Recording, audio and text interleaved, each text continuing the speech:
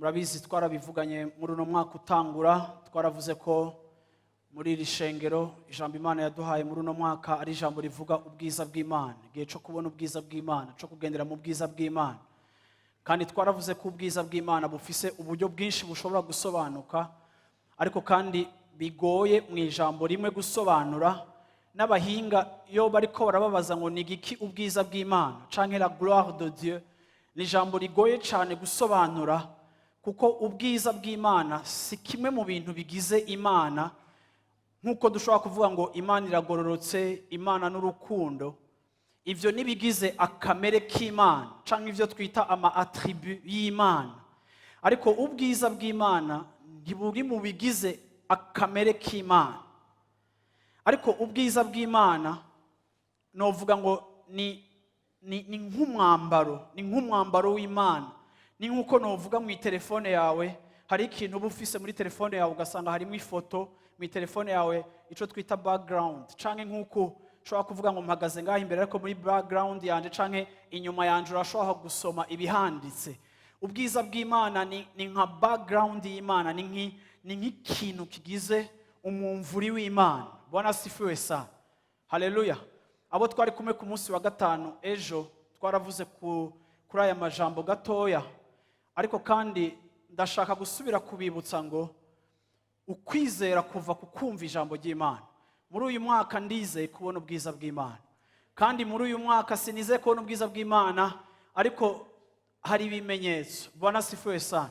Ndavyizeye atari ukuvuga ko ubwiza bw'Imana buza mu mwaka umwe bukadisparesa, ariko kandi ni ijambo Imana yampaye nk'ijambo riri prophetique, rigomba kugira imibereho yacu, rigiye kugira ubuzima bw'abantu benshi, aho abantu bagiye ko experimenta canke gutambukira mu rugezo rudasanzwe mu kintu twita ubwiza bw'Imana. Rero naravuze ngo uyu mwaka tugiye kwiga ijambo ry'Imana. Haleluya. Bwire mu micano tugiye kwiga ijambo ry'Imana. Uyu mwaka numva vy'ukuri umuntu agiye kubahindurira. Eglise dimanche yacu igiye kuba class, tugiye kwiga. Yesu ashimwe cyane. Tugiye kwiga gushika naho uzokunda ijambo ry'Imana. Tugiye kwiga ku buryo uzokumva ufise inyota yo kuza mu nzu y'Imana. Haleluya. Bwana sifiwe sana.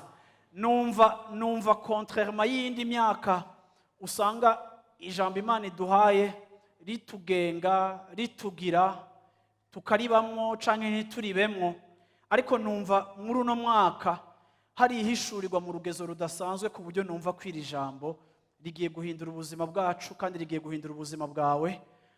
Ndatangura mvuga uko narabivuze no kuwa gatanu, ariko kandi ndashaka kugira ngo unkundire. Kuwa gatanu narabivuze, unkundire tuze mu nzu y'Imana uburyo butandukanye n'ingene twahora tuhaza, kuko ahantu urashobora kuhamenyera ibintu ukabimenyera ugahusha ibitangaza vy'Imana. Mu bisanzwe Imana n'ivyayo ntibimenyerwa. Rero turonka ku Mana bifatiye ku kuntu twiteze. Urugezo rwacu rwo kwitega rugiye kugaragaza urugezo rwacu rwo kuronka. Bwana sifiwe sana. Iri jambo rero ubwiza bw'Imana numva shaka ko tuzokora operation tukaryinjiramo, tukaraba insobanuro yayo, tukaryigako. Ariko kandi ndasenga ngo uyu mwaka mpwemu yera atwongere gukunda Imana mu rundi rugezo. Muri uyu mwaka numva nsengera umuvyuro mu buryo budasanzwe, individuellement, ariko kandi nk'ishengero ndashaka kubona Imana ivyura ubuzima bwacu mu rundi rugezo.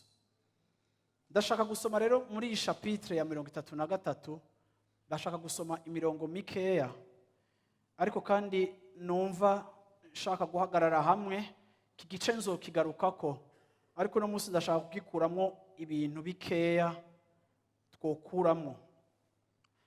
Kuvayo 33,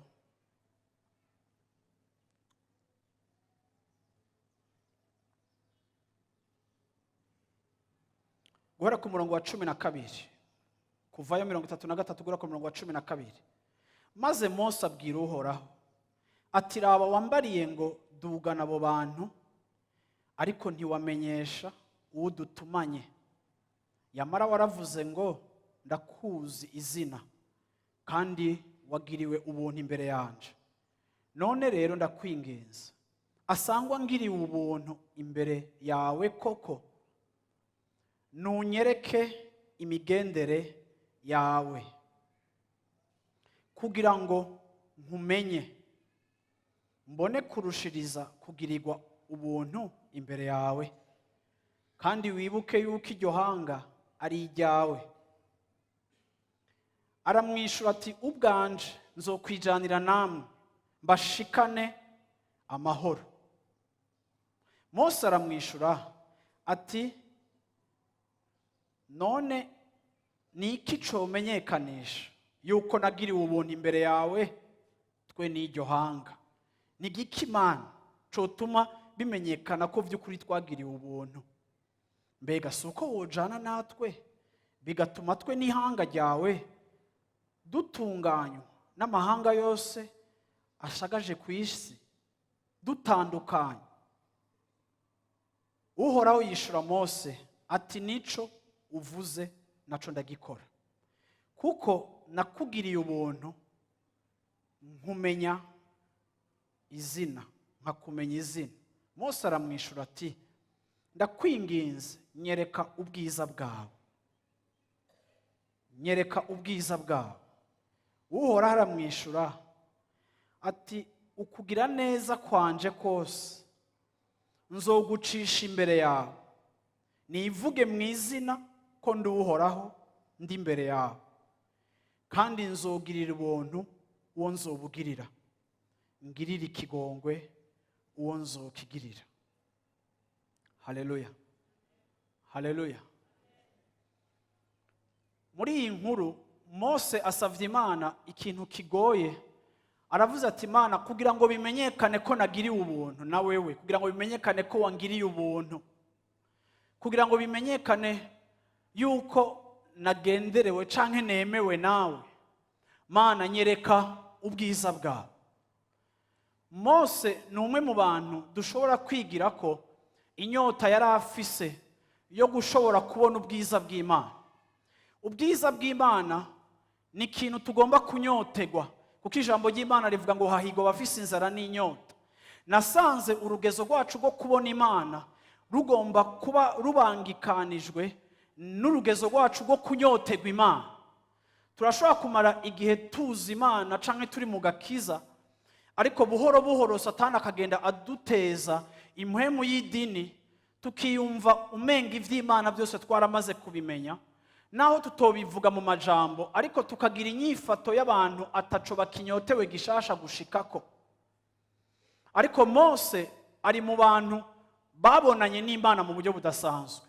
Hari ijambo Imana ibwiye kabiri Mose, iramubwira ngo wewe namenye izina ryawe. Mu bisanzwe mwokwibaza ngo iri jambo rirasanzwe, kuko tuzi yuko Imana izi amazina yacu twese, irazi uko twitwa. Bamwe bafise n'amazina abavyeyi babahaye ari Imana ibanje kuyatanga. Ariko ndashaka ngo utahure iki kintu Imana yari kibwira Mose mu kumubwira ngo wowe ndakuzi mu izina. Iki kintu canke iri jambo kumenya canke connaître, ni nk'uko Imana yari kibwira Mose ati, wowe ndakuzi mu izina. Mu yandi majambo, wowe turazinanye. Si ukumenya izina ryiwe ngo yitwa Mose, ariko Imana yari kibwira Mose ngo wowe turazinanye, wowe turafitaniye imigenderanire. Nico gituma ico unsavye no kiguha, kuko dufitaniye ubucuti. Mose arongera kandi arapusa loin, aravuga ati, none ga Mana, nyemerera unyereke ubwiza bwawe, nyemerera unyereke ubwiza bwawe. Murabizi yuko Mose yari yarabonye Imana kenshi. Murabizi yuko Imana yaza mu ihema ry'ibonaniro ikabonana na Mose, abandi bose yavyihweza bari kure. Murabizi ko Imana yahora ibonana na Mose. Ariko ni murabi inyota Mose afise ku buzima bwiwe, akongera kandi akavuga ngo, Mana, ndashaka kubona ubwiza bwawe, ndashaka kandi kubona ubwiza bwawe. Bisobanura ngo Mose ni ubwoko bw'umuntu adahaga Imana, adahaga kubona Imana, adahaga kuronka ibindi bishasha biva ku Mana, atagarukira kuri bikeya, adahazwa na bikeya, ariko ashaka kurushiriza kuja kure. mwongabaniriza aho tu gatoya mfise volume nyinshi. Uravyumva, ashaka kuja kure, ashaka kuronka vyinshi, ashaka kwakira vyinshi. Aravuga ngo Mana nyemerera kubona, nshobore kubona ubwiza bwawe.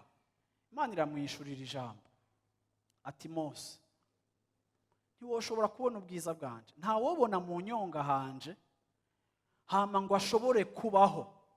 Mu yandi majambo, ninakwemerera ngo umbone ucupfa. Ubwiza bwanje, icubahiro canje sinokikwereka.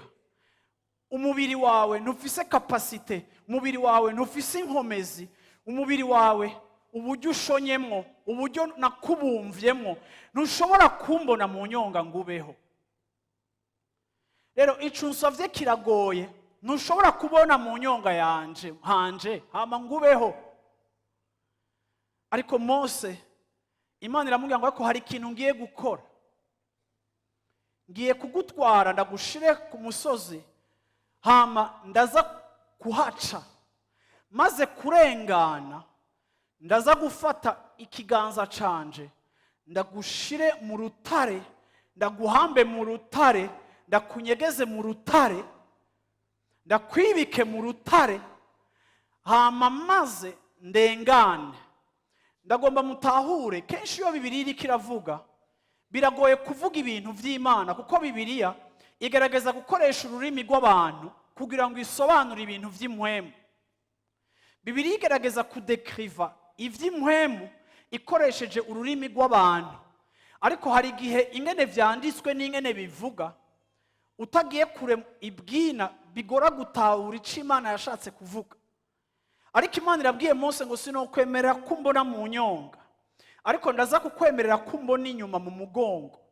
Ariko n'iri jambo ngo ninarenganura aza kundaba, abantu batraduiza ngo abantu bavuga ngo Mose yabonye mu mugongo h'Imana, ariko Imana imunyegeza mu maso. Ariko ngenda kubwira ngo n'igihe Imana yamurengana ikamunyegeza mu rutare, Mose ntiyabonye umugongo w'Imana. Ariko Mose, Imana yamukuye ko ikiganza yarenganye. Mose yihweza, reka ntanga akakarorero. Iyi ndege iriko irarengana yarenganye ahantu, urashobora kuba utayibona yarenganye, ariko kubera kerosene yagiye irasesa ku bicu, ukabona trace y'ahantu indege yaciye, ukamenya ngo aha hantu haciye indege. Mose ntiyashobora kubona Imana, ariko navuze gute, yabonye ugusayangana kwa nyuma kukurengana kw'Imana. Ariko muri ako kanya Mose atangura kugira gute? Mose atangura kubona Imana. Umviriza ingene Imana yamubwiye ubwiza bwayo. Mose igihe yipfuza kubona ubwiza, Imana iramubwira ngo ntiwobona mu nyonga. Mu yandi majambo, Mose yasavye kubona gloire, ariko Imana imubwira ngo sinshobora kubona mu maso hanje. Kigira kabiri, Imana iramubwira ngo ninarengana icuza kubona niki. Haleluya. Amen.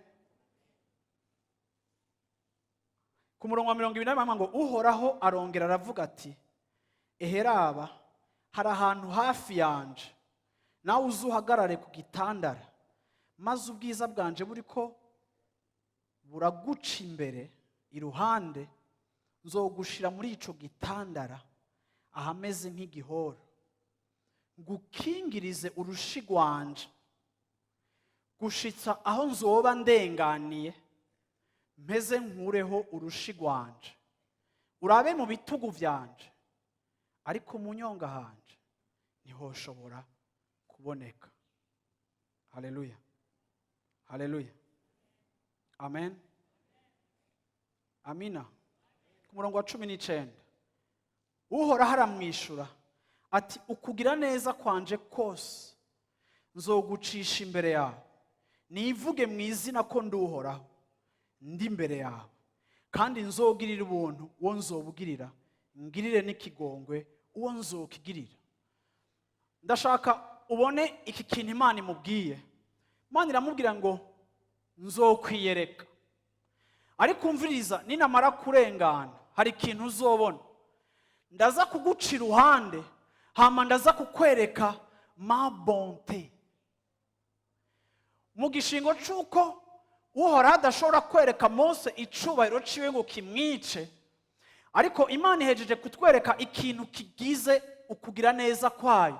Imana iravuga ngo ehe ninarengana uza kubona, nza kukwereka ukugira neza, ninarengana uraza kubona ukugira neza kwanje.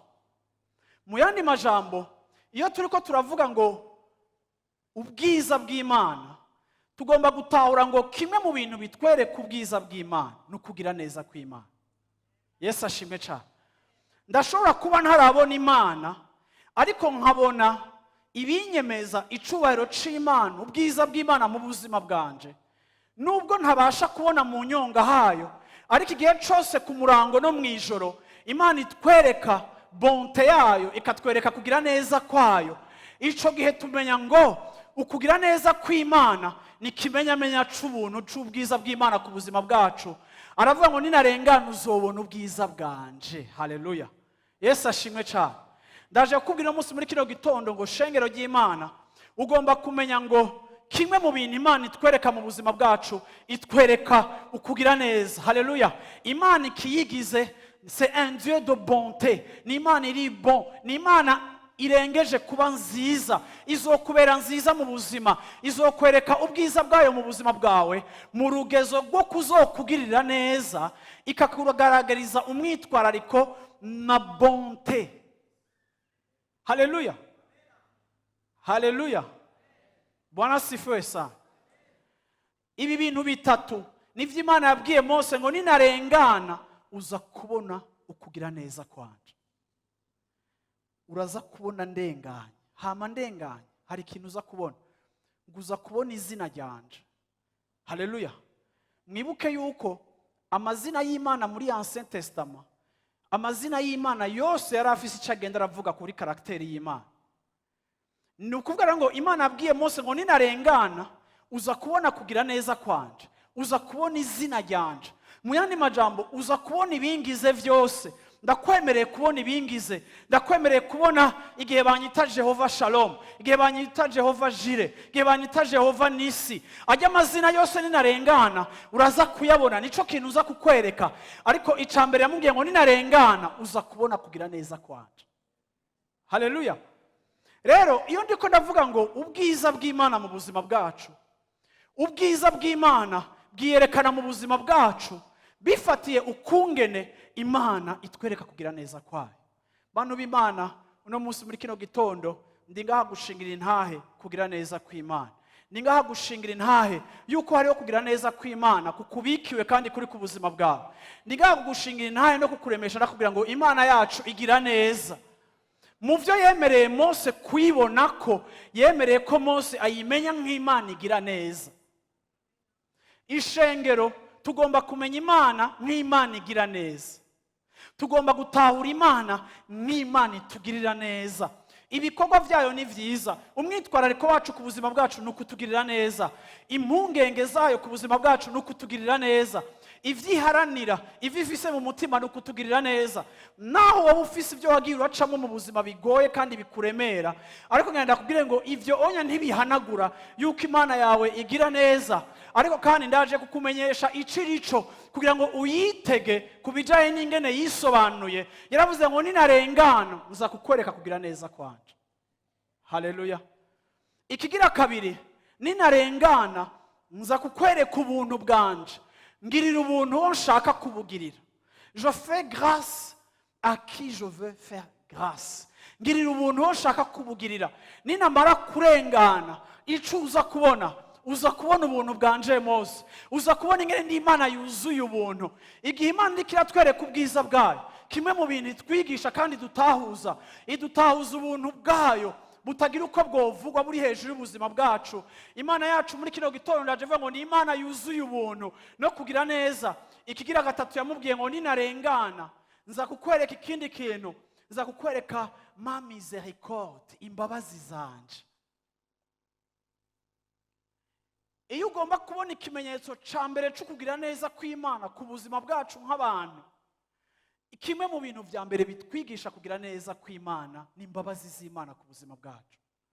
imbabazi z'Imana zitubaho mu gatondo no mu ijoro, imbabazi z'Imana zitubako ibihe byose, imbabazi z'Imana uburyo Imana igendana na twege tutari beza, uburyo Imana igihe cyose tubabarira dukora ya makosa igihe cyose, uburyo Imana imbabazi zayo zitubako. Yarabwira Mose ngo ninarengana uza kumenya ko ndi Imana igira imbabazi, ndi Imana y'inyembabazi. Mose wasavye kubona ubwiza bwanje, ngiye kukwereka ibintu bitatu. Ngiye kukwereka kugira neza kwanje, ngiye kukwereka ubuntu bwanje, ngiye kukwereka izina ryanje, ikigira kane ngiye kukwereka imbabazi zanje.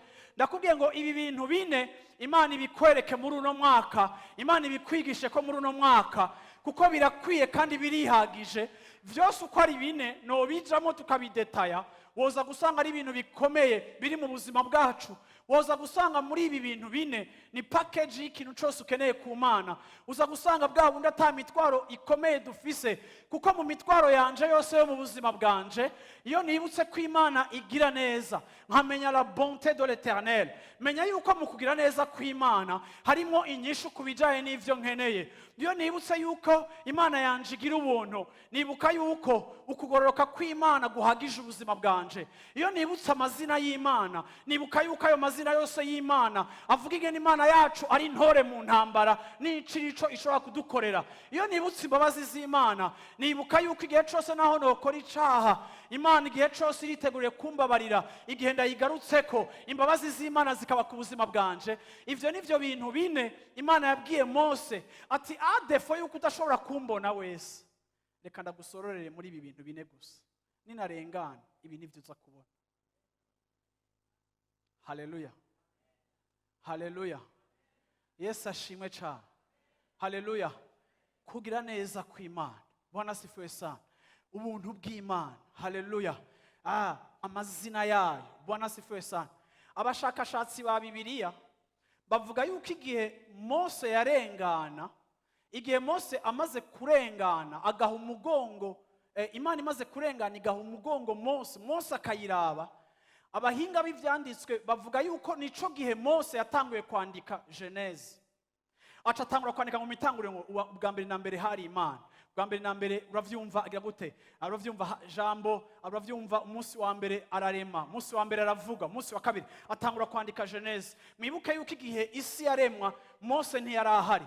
Igihe ibindi byose byaba Genese yose amashapitira arenga 40 nangahe, Mose ntiyari bwavuke. None Mose yari gushobora kumenya gute ivyabaye? Ni iki gihe Imana imaze kumurengana, kuko imweretse umugongo arico kimenyetso ca kahise, nico gihe Mose yatanguye kwandika avuga ivy'Imana yakoze. Yandika Genese, yandika Exode, yandika ibice bimwe bimwe vya Deuteronome, yandika bijya bitabo vya mbere vy'Abalewi. Haleluya, ibitabo byose atangura kuvyandikira hajya, kuko Imana mu kurengana yari hejeje kumwereka amateka na kahise kayo. Ni ngaho no munsi muri kino gitondo kukubwira ngo iyi Imana ubwiza bwayo irabutwereka muri ubu buryo. Umviriza icyo Imana yabwiye Mose. Mose yarabwiye Imana, ngerega Mana, kugira ngo mutahure imbabazi z'Imana, ibi bintu Mose asaba ngo Mana nyereka ubwiza bwawe. Mose ntiyabisavye ibintu bimeze neza. Mose ntiyabisavye ibintu bimeze neza. Iyi chapitre ya 33 itangura Imana igira yica abisirayeli bose, yagira ibabufe. Iravuga ngo iri hanga rirandambiye, rifise amazosi akomantaye, ntibumva, ntibanyumva, ngiye kubasambura. Ariko Imana mu kubikora ibwira Mose ngo Mose, nimuhaguruke mugende n'abantu banje, ndabahaye umumarayika azobaherekeza. Mose aravuga ati Mana, ntitujana n'umumarayika, udahagurukanye natwe ntaho tuja. Mose atangura kudiskita n'Imana. Imana irabwira Mose ati Mose, igituma ndakurungitse wenyene n'aba bantu nuko ukwera kwanje kohava kubaturira. Israeli bari bahejeje kwiyubakira ibigirwamana, batanguye gusenga izindi mana. Imana birayishavuza, yisanga igira ibarandure. Irabwira Mose ati Mose, nimugende ntarimwo. Mose aravuga ati dutegerezwa kujana. Imana irisigura ati Mose, mwe ntitwojana, twojana nobaturira, nobarandura. Mose aramubwira ati rega Mana, utajanye natwe nanje simpaguruka, dushaka ko wenyene ubwawe wiyizira. Muri ico gice nyene Mose atangura kuvugana n'Imana. Mose abwira Imana ngo erega Mana, ikidutandukanya n'ayandi moko yose ni uko ugendana natwe. Ikidudistinga, ikidutuma tudasa n'ubundi bwoko buri mu isi, nta kindi atari uko wowe ujana natwe. Ubwiza twebwe dufise muri Isirayeli, intsinzi turonka muri Isirayeli, igitinyiro dufise mu bandi bami batuzi batubona, igituma ibyacu byose bigenda neza, igituma tumerewe neza, nuko tujana nawe. None ga Mana, niki cyo dutandukanya n'ayandi moko kiretse presence yawe?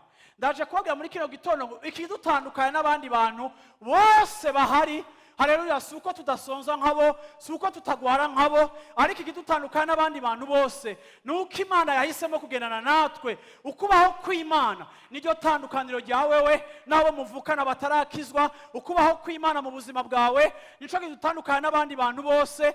Turabadasanzwe, apana kuko tutavutse nk'abandi, turabadasanzwe apana kuko hari ikintu kidasanzwe kiri ku buzima bwacu, ariko ikitugira abadasanzwe nuko presence y'Imana distingue des autres peuples. Ukubaho kw'Imana niyo kashe ituma tudasa n'abandi bantu bose. Muri kino gitondo ndakwibukije ngo uhoraho yaremeye kujana nawe, Imana igendera muri wewe, kanatsinda yaravuze ngo nimwamwita izina mumwite Emmanuel, Imana iri hagati yacu. Ibi si ivyo Mose yasaba akavyimwa, ariko ku musaraba Yesu yarabiduhaye, agendana natwe kugira ngo ico cubahiro c'Imana gihorane na twebwe ibihe vyose. Ariko ico cubahiro c'Imana, ibintu vya mbere bitwibutsa, ico cubahiro c'Imana kitwibutsa kugira neza kw'Imana, ico cubahiro c'Imana kitwibutsa imbabazi z'Imana. Yesu ashimwe cyane. Iki cubahiro c'Imana kitwibutsa imbabazi z'Imana. Hari imbabazi z'Imana ku buzima bwawe, hari ukubabarirwa, hari ukwemegwa. Yesu ashimwe cyane. Reka ndakwibutse ngo ntihakagira impamvu yawe nimwe. Paulo niyo yabivuze ngo ntihagire ikindi twirata atari uko twamenye Kristo. Uno munsi objet yacu yo kwirata, impamvu yacu yo kwirata, impamvu yacu muri kino gitondo yo guserebra no kuryoherwa no guhimbaza Imana, impamvu yacu yo kuza ngaha mu nzu y'Imana tugasenga tukaduza ibiganza, nuko haleluya Imana iba hagati muri twebwe, nuko twababariwe, nuko twemewe. Ntituza gushima, ntituza guserebra kubera hari ibitangaza Imana yadukoreye gusa, ariko turanaza no gushimira Imana ku bitangaza yamaze kudukorera, biri mu mugongo wayo, biri muri kahise kayo, aho twaronse imbabazi muri yo, aho twagiriye ubuntu muri yo, aho kandi twasezeranywe ngo ukugira neza kwiwe kuzoba ku buzima bwacu. Haleluya, Yesu ashimwe cyane. Hari ukugira neza kw'Imana ku buzima bwacu.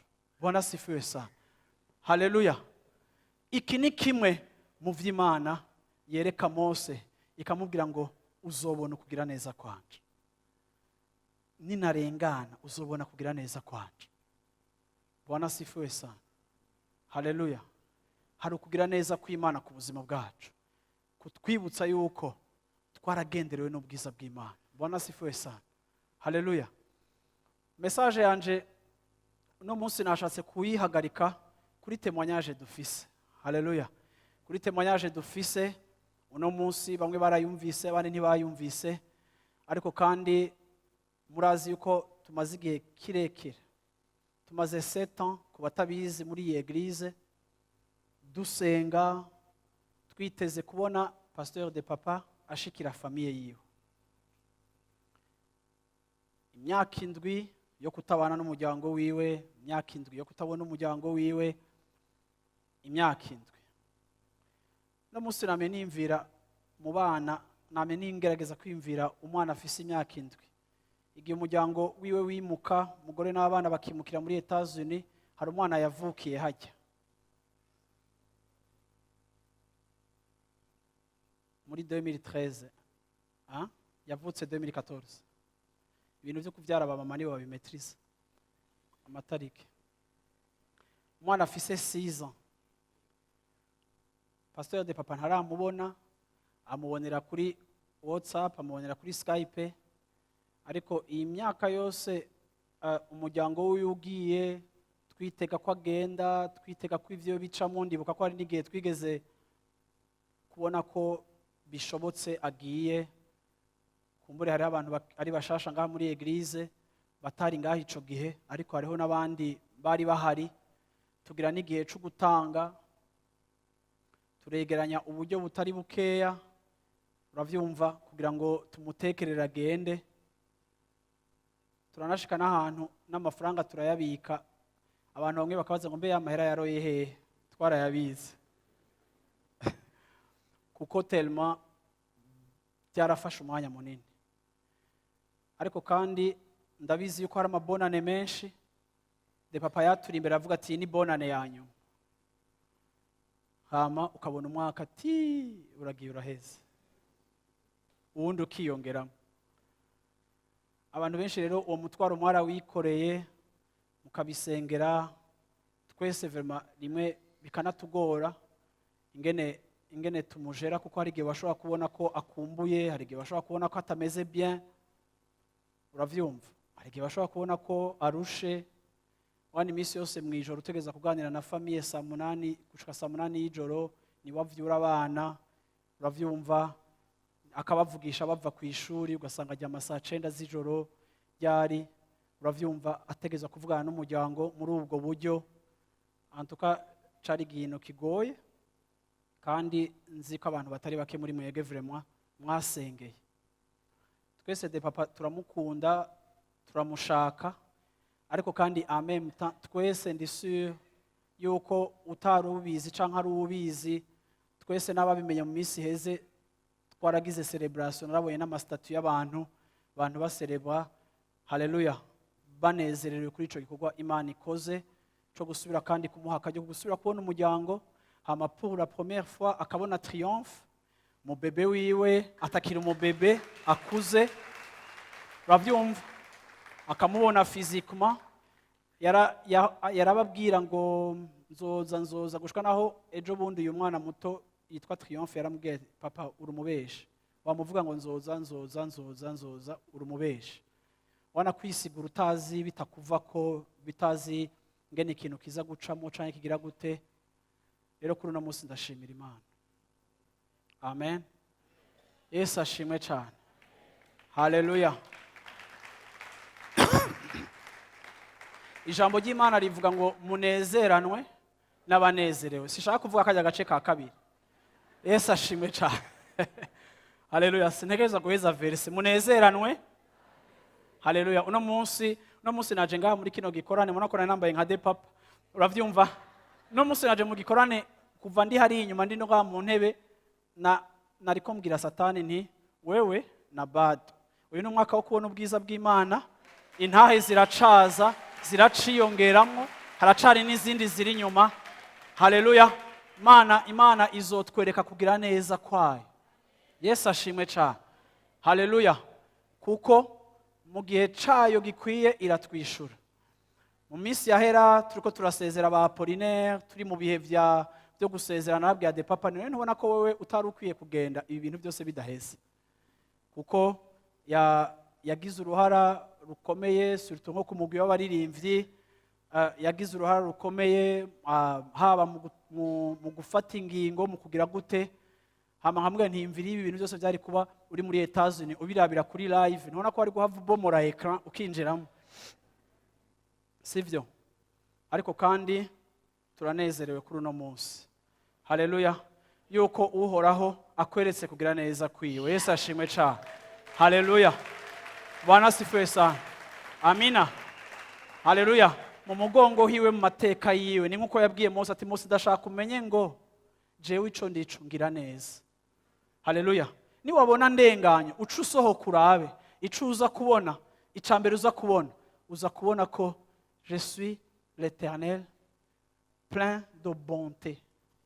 Ndi Imana igira neza, ndi Imana itagira nabi. Haleluya. Niyo wibajije ko itakoze ikintu neza, yo ibirikira gikora neza, mu gihe gikwiye ukabona ko yagikoze neza, ukavuga ati vy'ukuri ni vyiza kwizigira Imana. Haleluya. Rero Imana ishimwe cyane, muri ivyo bihe byose by'ukuri yari ihanganye, ncari igihe kitoroshe, uravyumva, kitoroshe. Ndibuka umunsi umwe twaramubajije, ubona ko Depapa uretse ko vyaje, igihe kimwe twaramubajije turi mu nama yacu y'abapasiteri, turi kumwe na Apollinaire turamubaza gute famille ryari rya mbere mbonye amosozi ya Depapa kuko arira gakeya kiretse ariko araririmba ariko twese twarashobora kumva ko ibi bintu biraremereye, ibi bintu biragoye, ibi bintu ntibyoroshe. Haleluya. Ako ndashimira Imana ko ivyoroheje. Yesu ashimwe cyane. Kandi ashimira Imana yuko ijambo twatuye muri uyu mwaka kandi umwaka wo kubona ubwiza bw'Imana irihereye mu barongozi. Haleluya. Amina. Ijambo ry'Imana rivuga ngo amavuta atemba ava hehe? Haleluya. Witege nawe we mu izina rya Yesu Kristo. Haleluya. Yesu ashimwe cyane. No munsi numva grâce iri spéciale. Haleluya. Ku buryo numva yuko no munsi nshaka gusengera ikintu cyose caramvye, catevye, carambiranye ciwawe uri we wese ndagomba gusenga no munsi. Haleluya. Bwana sifiwe sana. Amina. Bwana sifiwe sana. Ndashaka gukorera muri atmosphere kuko atakibi kihari gukorera muri atmosphere y'ikintu kiba kihari.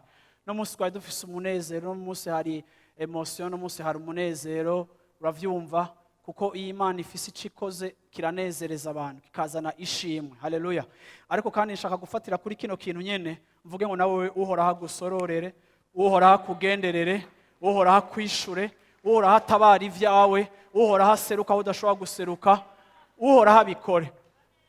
Depapa bamuhamagaye saa moya ariko avuye yava araza muhira mu gatondo turi muri petit déjeuner tuko turaganira twaza turagira ama stop twiyumvira atavyumva ko ivyo bintu bibaye mu masaha make umhejeje kumenya ibintu byose uko bigenze mu masaha make uri kuriyumvira ko ugomba guca ugenda natwe tuko turi none ibintu birabaye none c'est fini vraiment uravyumva je nzi ko nzofata n'umwaka kugira yindi repetition nkaja kuri niveau uravyumva ibintu none birabaye vraiment.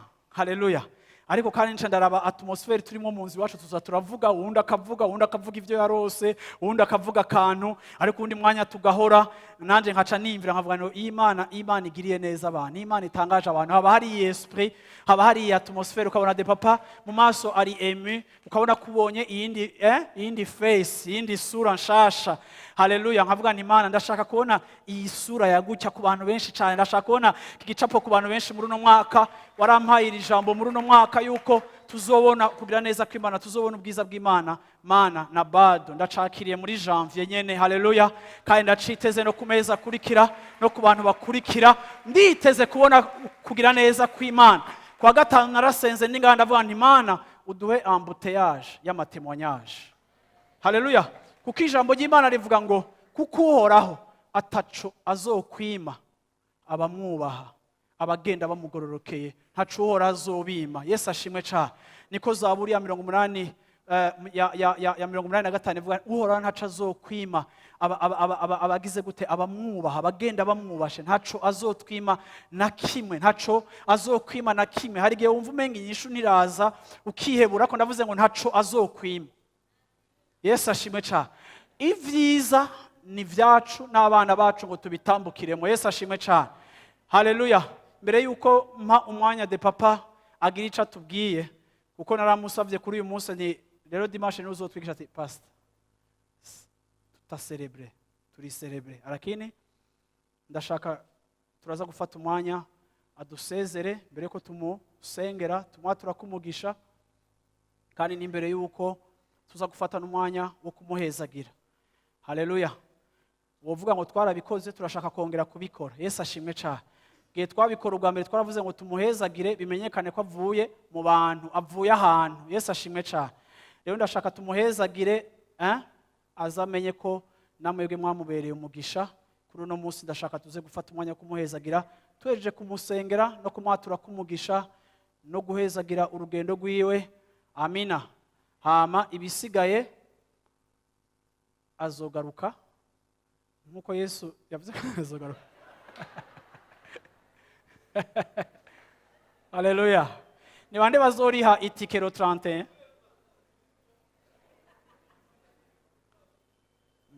Ako tuzobaza tumureke bona nimwe. Cyane tuzozana famiye yose. Muvyumva gute? Ntaco tuzokora inama. Yagiye. Haleluya, tumupangire. Haleluya, Bwana asifiwe sana. Kuko bonane niyo kujya muri life center en general. Bwana asifiwe sana. Haleluya, Imana ishimwe cyane. Amina. Imbere yuko rero mfata umwanya wo kuza gusengera ishengero, ndashaka kumuhamagara ashike hano imbere, dufate umwanya wo kumva témoignage yiwe.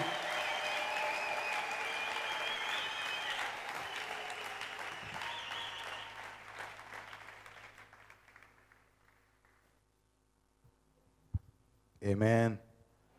Amina kubwa. Amen. Amina kubwa. Hallelujah. Ndashima Imana kugira neza kwayo nkuko duhejeje kuvyumva. Ndashima Imana kuko Imana ni Imana yo kwizigirwa. Yashoboye kutugirira neza canke kungirira neza muri imyaka yose 7, kandi ndashima Imana cyane kandi cyane kubw'ishengero rya Life Center.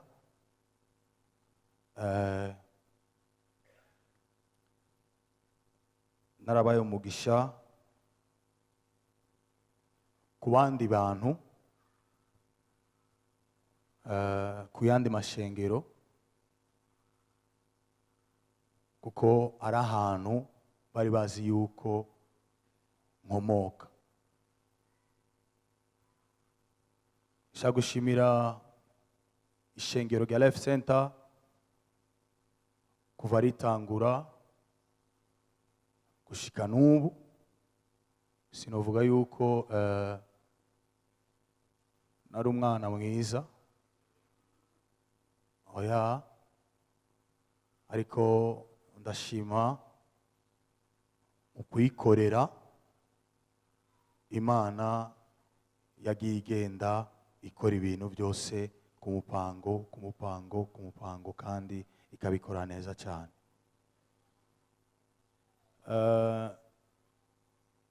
Kuba muri iri shengero canke kwitaba gukorera Imana mu muhamagaro nkorera muri iri shengero rya Life Center, hariho ibintu byinshi cyane Imana yavuganye nanje, Imana yankoresheje, ikambwira n'ivyo izokora. Ndashima Imana yamamagaye kubakorera, kuko iyo Mana ihemba neza cyane. Amen. Amen. Amen. Ya, muri imyaka 7 iheze, nukuri yari imyaka itoroshe kuri jewe. Mu minsi iheze hariya twari tugiye kuri PAF, twari mu modoka je na Pastor Mark na Pastor Elijah. Pastor Elijah arambaza arambwira ngo ibintu byawe bigeze he? Ndamubwira ndacyarindira. Arambwira ngo nikiye kintu wobwira abantu muri periode yo gutandukanya n'umuryango wawe. Ndamwishura kuko byari ngaha. Ndamubwira ngo nta kintu kibi muzima nko gutandukana n'umuryango. Nta kintu kibi mu buzima umuntu nka jewe, reka ndabivuge, w'amashiki, ego yambarira udustile twose tukamufata, abantu bo guha image niyo udafise. Nta kintu kibi. Arambwira ngo nikiye kintu wohanura. Icyo gihe Pastor Mark yari yagiye yinjiye sinzi muri biro, twe twicaye tugumye mu modoka. Ndamubwira Pastor Ella, ndamubwira yuko ikintu nohanura abantu, ntugatandukanye na famiye yawe. Mugiye mugende mwese, musigaye musigare mwese, kuko iyo utandukanye na famiye yawe, n'umuntu atokugaya yokugaya, n'umuntu atari wo kukuvuga uko washaka yokuvuga uko ashaka. Ariko ndashima Imana muri ibi bihe byose, Imana yangiriye neza.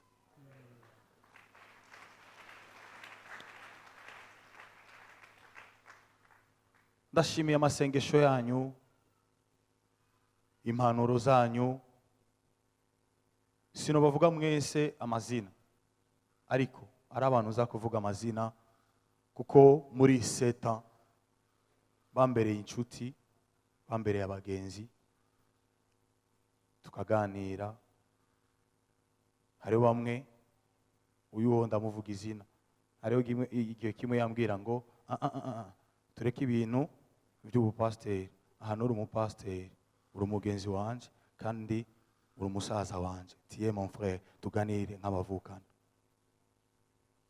Ebana ugasanga ariko arankarira nanje ngaca mpagarara muri autorité y'ubupastori nyene, nkabwira calm down, ndazi yuko uri umupastori wanje, ariko je nawe tumeze nk'abavukana, ubuzima bwawe bakamfasha vraiment.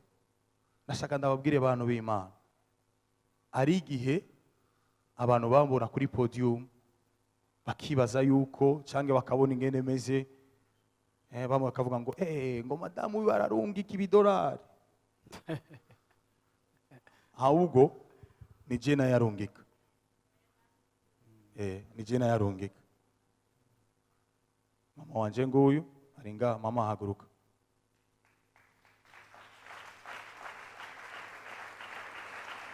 Indukira hariya kubona.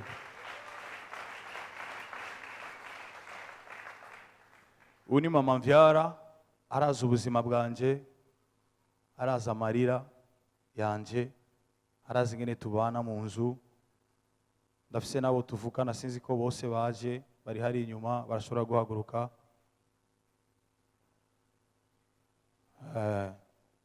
Ujya azamuye ukuboko niwe muhererezi wacu, bose basengera ngaha. Uwundi ndibaza namubonye kuri ligne à droite, yasengeye muhira. N'abandi ego bari hajya, abandi batatu tuvukana bari hajya. Ego Imana ibahezagire. Nukuri ndashima Imana. Ari abandi bahungu babiri nabo nabonye, ndibaza yuko basengeye muhira. Umwe asengera mu Gatumba muri Roshi, umukozi w'Imana hari. Nukuri shagushima cyane cyane. Tureke uburyarya, je sinkunda uburyarya. Iyo bimeze neza nderekana yuko bimeze neza, siko hororo. Iyo bimeze neza ari umuntu yahora nkapta imisi yose. Iyo bitameze neza, iyo bimeze neza, hororo aguruka, aguruka hororo, aguruka. Tumukomera amashyi umudada. Kumenyana n'uyu mukobwa byatanguye kuri ordination yanje. Ebana abo muntu wo mu muryango wanje, tuba abagenzi, aramba hafi. Ibindi bintu abandi bantu badashobora kumbwira, we yaraza akantumbera akambwira. Sinashaje gutangurira kuri Pastor Mark n'ibiki ibyo, we abakiye kwanza pembeni na madame wiwe. Ugiye mudadi Imana imuhumugisha, imuhumugisha. Ndavuze ngo uyu mwaka w'ubwiza bw'Imana, Imana ikwereka ubwiza bwayo. amen. Nanu ari he? Aguruka. Nanu n'umukobwa wanje, nije namubwiye ubutumwa arakizwa. Nukuri Imana ikumpera umugisha. Ari igihe kimwe reka mvuge muri iyi voyage yanjye harageze aho bansaba impapuro birananira no gutwara imodoka, ariko nano araza arambwira ngo dadi nje ndagutwara ahantu hose. Mama wanje ni Temu, ansanga muhira, turiruka tugira gutya tuduga tugira gutya. Vraiment uwo munsi ndabora umukobwa w'abandi ndavuga bana ndamuruhisha iki. Vraiment ibyo yakoze Yesu aguhezagira. Reka mvuge ngo ari umugabo wataje Ile-de-France sinzi ahantu ari, ariko madamu we yaje. Ile-de-France nawe namubonye kuri linye. Imana imuhezagire. Madame Ile-de-France, can you stand up please? Ubu ni Cyongereza gusa mugiye ko ago. Imana iguhe umugisha kandi kwigirire neza. Igirire neza umugabo wawe. Muri benshi iyo ni class imwe. Jewe imodoka yanje yitwa ku izina ryanje ya mbere imodoka yanje ya mbere, nkavuga ngo ebana ndafise imodoka. Izindi zose zari muti zose abantu bakama contact bo ngaha ngo ebana pastor gitembeze tu. Imodoka yanje ya mbere yari surprise gusa, sinzi ko byagenze. Sinzi no waje kuntora muhira ni Pastor Mark. Bagize umupango wose barantwara muri kuri jardin public. Jardin public. Inyuma nikasaba tipe banakia kuninyonga wa. Kandi amasaha yo kumugoroba. Hanyuma ndabona imodoka iparkinze haje. Mu mwanya muto ndabona Deni haguruka.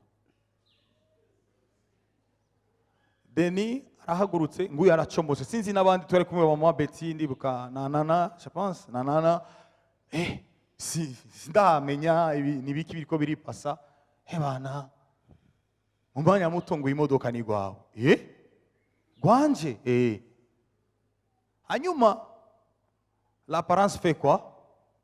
L'apparence trompe. Nikajiwaza kama wanguri imodoka ni Bishop Mariko. Kumbi wanguriye imodoka ni uyu mutipe Deni.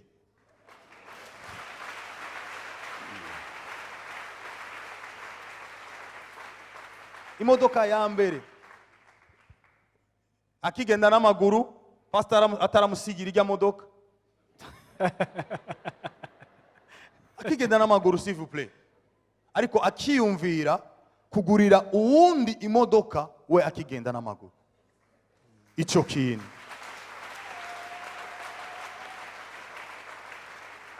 n'utuntu twinshi cyane yankorera, akambaza akampamagara ngo dusangire tuvugane tuganire, tukaganira byinshi cyane. Najewe ndavuze ngo Deni uko wangiriye neza, mariage yawe ni nzo yihezagira.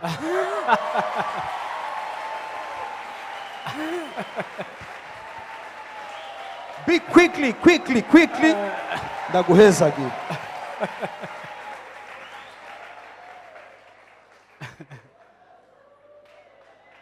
Oh Lord. Amen.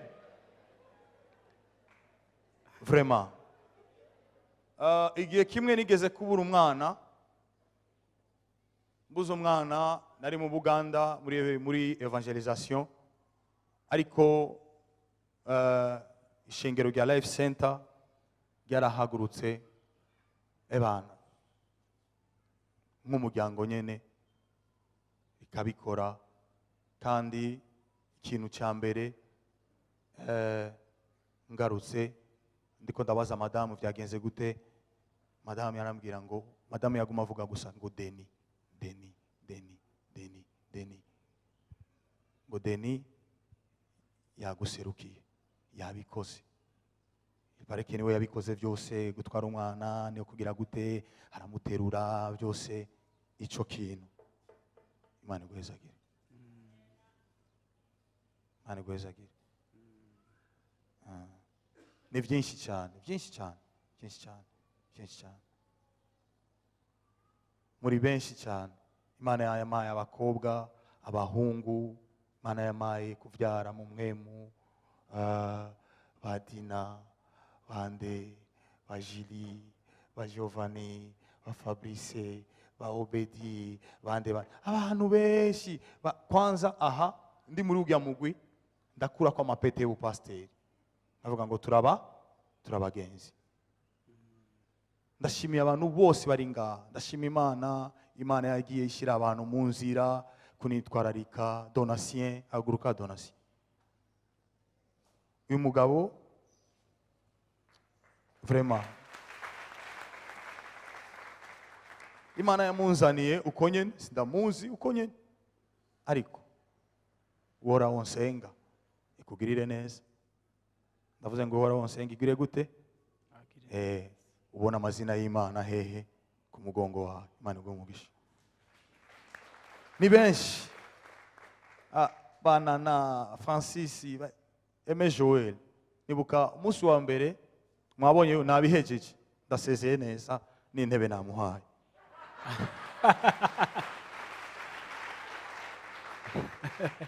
N'intebe namuhaye. Vraiment courage, ukorera Imana. Ukorera Imana mu bwizigigwa. Uwankoresheje uko unye azogukoresha n'ibisumba. Reka ndakubwire secret, gukorana na Pastor Mark biroroshe, gukorana nawe biroroshe. N'umuntu afise amatwi maniniya, arashobora kuba muri hariya ariko akagira ko yumviriza. Vraiment nta muntu atagira amadefu, ariko arafise simplicité. Uyu mugabo ukorane nawe muri yo simplicité nene, kandi bizogenda neza cyane. Niwumve à gauche à droite, wewe korera Imana yaguhamagaye. Kandi ndakwifurije yuko witaba umuhamagaro, hajya mu Bafaransa uhareke uje wicare muri icyo yonyine. Siko shaka gushimira Pastor Mark na madamu wiwe. Ni byinshi cyane, byinshi, ariko uyu mugabo mubona inyuma yanje turabagenzi. Harigiye ibintu by'ubupastori hagati yacu si cyane, mais umutima umwe gusa uri muri we. Arafise ikintu, iyo Imana iri kwirakugira guke arakureka, kuko iyo Imana iri kwirakwigisha nta wundi muntu ateguza kugira gute ku intervene.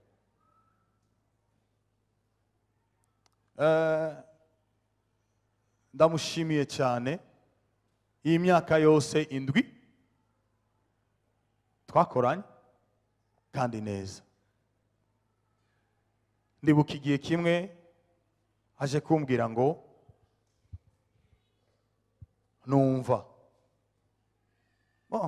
duhejeje gutangura ngaho ishengero, yaciye ajya muri Etazini. Ndibaza sinzi muri Etazini cyangwa he.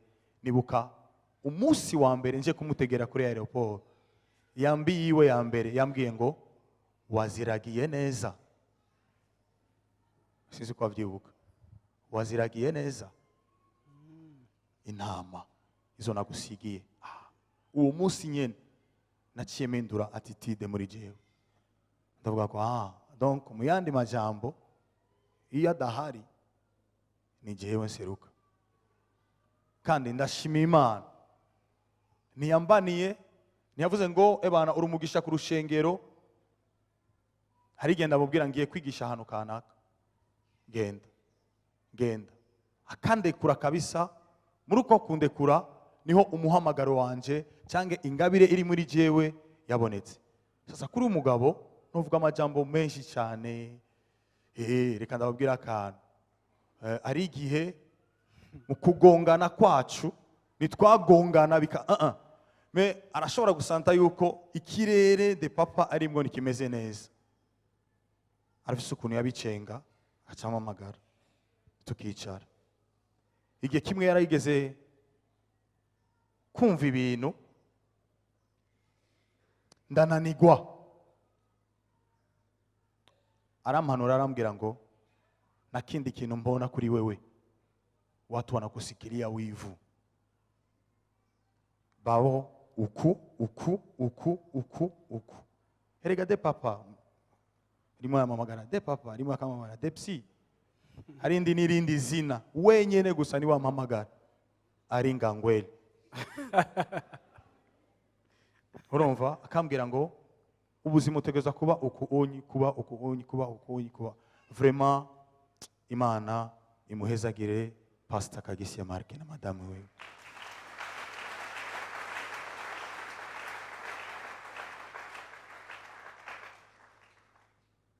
Twara abagenzi tuzokwama tura abagenzi sinzi ari gihe bantu b'Imana ari gihe binaniwa gushima ukabura n'amajambo ushimira umuntu. Vraiment Imana ibaho umugisha mama Betty, Imana itanga umugisha ku bakobwa banje babiri bo mu mpemu. Uwo ni papa wabo biologique ariko je ndi papa wabo mu mpemu. Nije nababatije, papa wabo yari kubabatiza ariko nije nabatize Chelsea, nkabatiza na Elana abakobwa banje. Imana ibagiriye neza. Imyaka iragiye kabisa. Mu myaka iri imbere nzogaruka ndiga havuga ngo this is the day. Amen. Vraiment shengero uyu mungere wacu mumube hafi ndamubasigiye. Shengero ndamubasigiye mumusengere mumwitwararike. Urabona yuko aracari muto.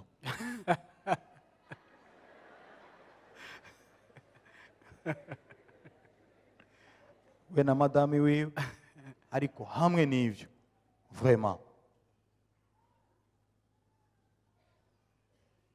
mumube hafi mumusengere kandi n'umugabo w'ijambo. Ego n'umugabo w'ijambo.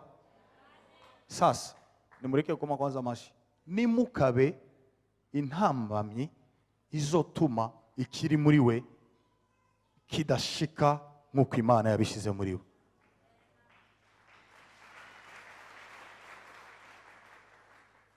Igikenewe cyose kubw'ishengero mugikore kugira ngo umurimo w'Imana ubandanye imbere. Bantu b'Imana, umurimo w'Imana si competition.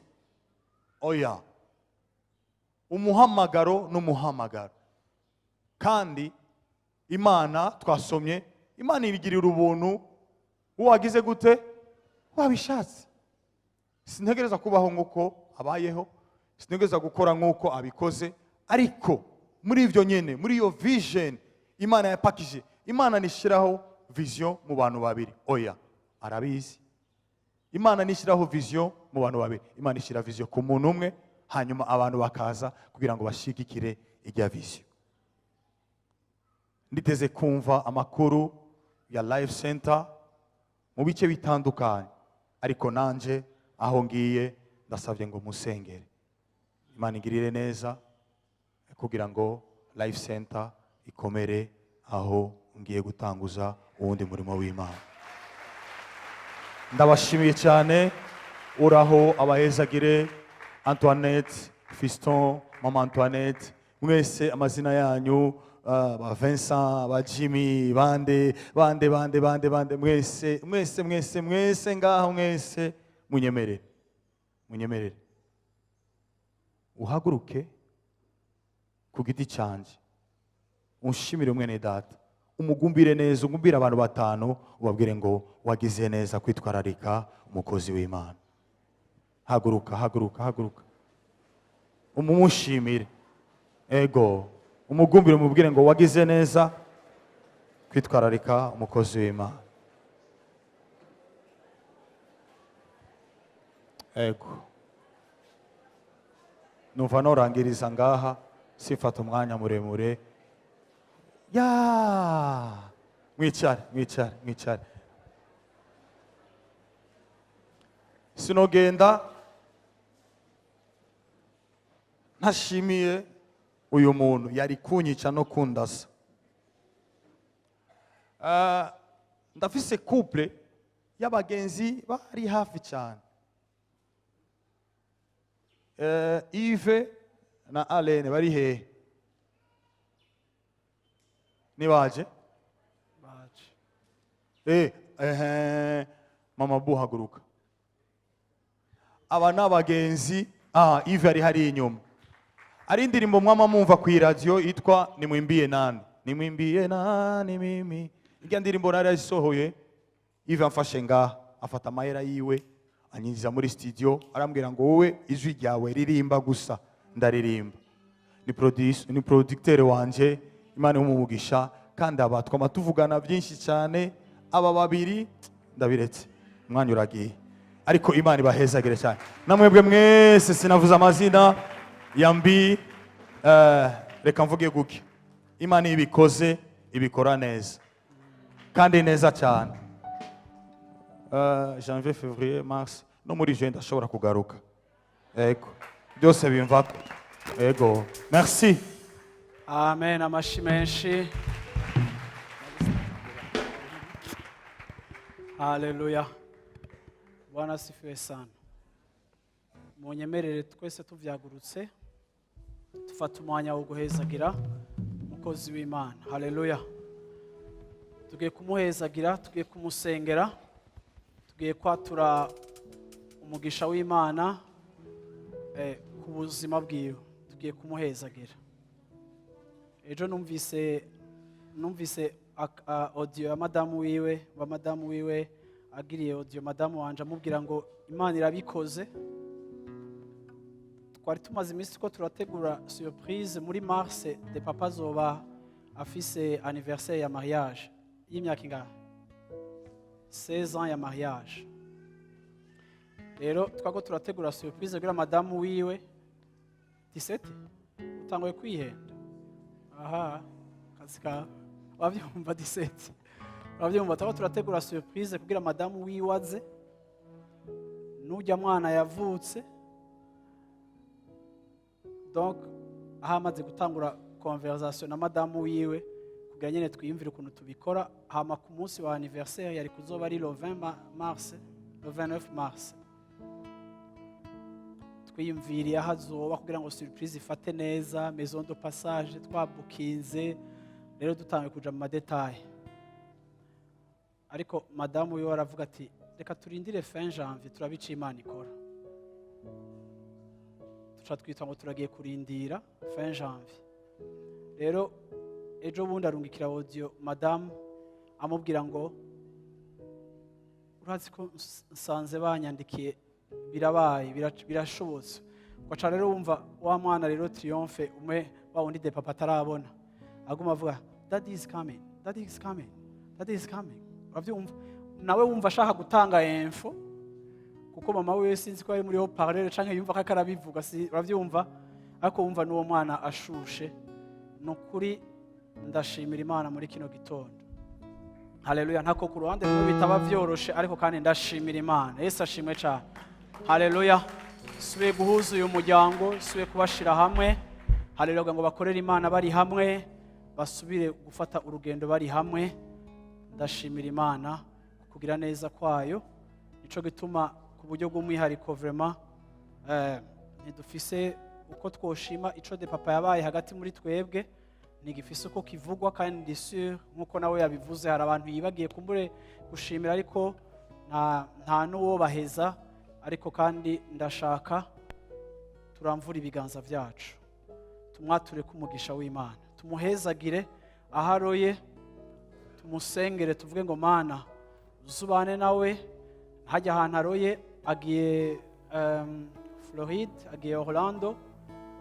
Mana araduteye iteka, turavisita 2 fois famille yabo, abantu bari bien intégré. Uwo ni waza aje ubwa nyuma azotegeza kwiga icongereza muri aya masengesho mu kirungike, kize kimutembeko bari cafofo kuko bumvise abana b'ico bavuga ni danger siko ariko tumusengera kugira ngo akorere Imana hajya ahantu uravyumva yatse igicaniro Depapa abantu bumvise ko agiye amavira aramugwanira Arizona ishaka ko yimukirayo abo muri Texas muri Dallas bashaka ko yimukirayo abo muri Maine bashaka ko birukirayo abantu bose bava mu pasteur mudupangire aze ngaha nabone ntavyo gupangana mwemo ni wapanga agapangurura uravyumva ahazomutwara ni hazoje ariko kandi hari igihe utamenya agaciro k'ivyo ufise until ubitakaje sivyo rero ndashaka tumuhezagira dojeje kumusengera ibiseke byose biri impande yanyu kuri ivyo vyuma mushiremo amafaranga gushika naho abaharura vyanka ko bataha sivyo unashaka uzomurondera ejo nimba utabishoboye umunsi w'ejo wo kwakira no kuvunja wo kwakira no kuvunja kwijambo ry'Imana rivuga ngo honor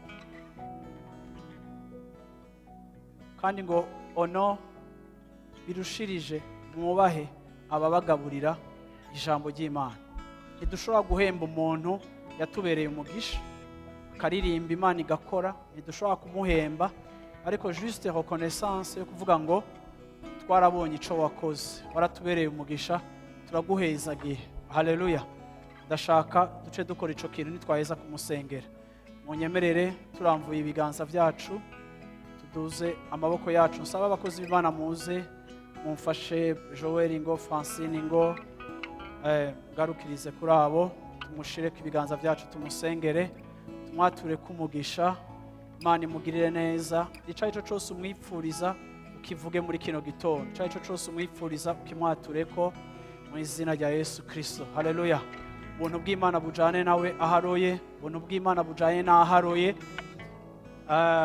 Imana imutwaye ahantu humye ahantu hariho kwibagira Imana ahantu hariho ugusamara kwinshi Imana imukoresha bigishirira itara ry'Imana ryake hajya ahantu haleluya Mwami Yesu ndaguhaye icubahiro kuri uyu munsi mwiza kigitondo ciza uduhaye intahe Mana tweretse kugira neza kwawe kandi ukatwereka ubuntu bwawe Mana ukatwereka ubushobozi bwawe ukatwereka inyishu zawe Mana turagushimiye Mana kuko wihanganishije mukozi wawe Mana twari twasabwe twari twabwiwe yuko uyu munsi tutokora ibi bintu ariko Mana nitwosezera umuntu wawe mu kinyegero nkuko yabayeho mu kinyegero Mana ndasenga kugira ngo mu izina rya Yesu Kristo Mana umugirire neza aharoye Mana turamwatuye ko kugira neza kwawe Mana turavuze ngo ukugira neza kwawe ndavuze ngo bonte yawe ndavuze ngo bonte yawe ndavuze ngo kugira neza kwawe ndavuze ngo ubuntu bwawe ndavuze ngo miséricorde yawe ndavuze ngo izina ryawe Mana bijane nawe muri urugendo ahagiye aho yimukiye uzumukoreshe Mana uzumugire kuba Mana mu ijuru umugisha hajya ahantu ndagushimiye Mana kuri aba bana biwe uteye iteka ryo gusubira kubona papa wabo ndagushimiye abana biwe ugiriye neza bakabona umuvyeyi wabo ndagushimiye Mana mu ijuru rya mwana yavutse agiriwe iteka ryo kuzobona papa wiwe akamukorako akamwumva ndagushimira Mana mu ijuru ujya mugore yari wenyene imyaka 7 yigwana ko mu bintu byose atwara abana yiga imodoka arondera akazi yiga ururimi atwara abana ku mashuri abatahana ateka wenyene yoza ivyombo wenyene ndagushimira Mana ubuntu bwawe bwamushoboje kwihangana kutadeprima Mana kutarengerwa ndagushima Mana ko wamushoboje kurerera bajya abana mu nzu yawe bakaba ari abana bafise igikundiro bafise inyota y'Imana bamwe baryama saa 8 z'ijoro baraba live center baraba igikorane baraba details zose zibera hano hantu ndagushima ko bajya abana babahaye gukunda izina ryawe ukabaha kwitwararika izina ryawe ndabagushimira ndagushimira ujya mwana mukuru Mana ariko ariyigira Mana kuba umu docteur ndagushimira Mana excellence n'ubwenge buri mu buzima bwabo ndagushima Mana réussite scolaire wabagarantishije ndagushima ico wababereye papa wabatahari warahabaye Mana warabikoze Mana waramubereye mu kibanza waramubereye mu gishigo ndagushimira Mana amajoro yahora aryama umuruhuye mana ndagushimira amajoro yahora arara kesha akabaho ubuzima bubiri akaba mu Burundi akaba no muri Amerika ndabigushimiye mana kuko wowe wagize neza waramushoboje waramwihanganishije waramuremesheje mu mosozi waramuremesheje mu gahinda waramuremesheje inshuro nyinshi abana bumvise bari desu kuko papa wabo atakije mana ndibuka igihe bamutwara bagakora ama examen tukibaza ngo hageze hakazaho ikindi gihe nibuka igihe twamaze umwaka wose ukwezi ku kwezi turindira ko bishoboka ariko bikanka mana ndibuka ibihe bya confusion mana ndibuka ibihe biremereye ibi bintu byaducishijemo ariko ndagushimiye mana yuko wowe wabonye ko bikwiye kandi bidasobanura ko ubuntu bwawe no kugira neza kwawe byari bibuze ariko wari uhari mana wari uzi igituma uriko urabikora uko mana inyuma y'imyaka 7 igitigiri cyo gukwiza byose igitigiri cya perfection mana ubisozereye byose mana mu gihe gikwiriye ndagushimira ubuzima bwa Depapa mana sheketele boshe telekotiele bloshe sheketele bloshe ndelekotele blo ndagushimira ico yabaye ndagushimira ico yakoze ndagushimira umuntu wese yasengeye aha hantu ndagushimira umuntu wese yaserutse ko hano hantu ndagushimira inzu yose yinjiyemo araba umuntu ndagushima mana yo mwijuru ibitaro byose yinjiyemo aja kuraba abantu bahawe ndagushima mana ingo yahezagiye ndagushima mana yo mwijuru abapfuye yahamvye ndagushima mana yo mwijuru abo yaserutse ko bari mu biriyo ndagushima mana yo mwijuru abo yamaranye amasaha abasengera ababa hafi ndagushima mana yo mwijuru ingabire yawe y'ubwungere yamubonetse ko ku buzima bwiwe ndagushima mana ico yabaye ndagushima mana uko wamushoboje ndagushima mana yo mwijuru ico yarari hano hantu ndagushima mana iyi saison turangije yabaye hano hantu akatubera umugisha ndamugukengurukiye mana ndagushima ubuzima bwiwe ndagushima ico wabaye nico wakoresheje ubuzima bwiwe akabera umugisha ishengero akabera umugisha w'abantu bose ndaguhaye icubahiro mana yanje kuko wori Imana igira neza ibisigaye mana reka umumurikishirize mu nyonga hawe reka umumurikishirize mu nyonga hawe reka mana yo mwijuru umuhe kapasite mana yo kuba hajya ahantu mana atidoze reka mana yo mwijuru abe umuvyeyi mu bana reka mana yo mwijuru abana baze batangure guhabwa affection mana reka presence yiwe hajya ahantu ikorije ivyo absence yiwe yose yoba yarononye ndavuze ngo mana yo mwijuru uri Imana iregla uri Imana ifixa uri Imana isubiza ibintu ku murongo ndavuze ngo reka presence yiwe hajya mana ikomble vide ariyo yose abana bo baragize ndavuze ngo mana reka uyu muryango uhaye akaruhuko ukabaha akaruhuko ari umuryango wose ndavuze ngo mana ubagirire neza baryohererwe umuvyeyi wabo ndasengeye amagara yiwe mana kugira ngo umukomeze mwongere indi myaka yo kubaho myaka yo kugukorera myaka yo gukorera umuryango wiwe imyaka yo kubana n'abantu biwe imyaka yo kuguhesha icubahiro ndasenze mana ngo umwihishurire ndasenze mana ngo ubwiza bwawe mana n'amavuta yawe arushirize kwiyongera aho yari yaragabanukiwe mu buzima bwiwe bifatiye ku byo yari karacamwo ndavuze ngo mana wagura imbibe ziwe ndavuze mana ngo umuziture ndavuze ngo mana reka kino gikorwa kimwongera umwidegemvyo ata reserve agifise ata problème affectionnel agifise ata problème sentimental kihari ndavuze ngo mu izina rya Yesu Kristo abeho lâché turamurekuye mana ngishengero turamurekuye mana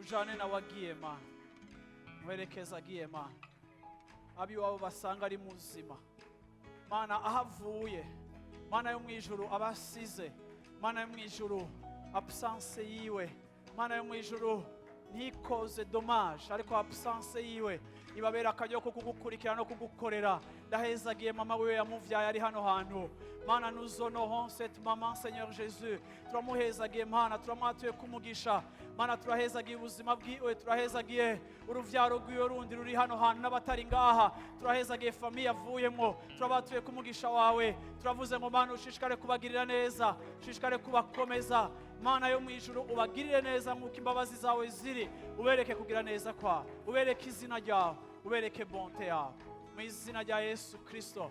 Abantu b'Imana bavuye ngo amen. Abantu b'Imana bavuye ngo amen.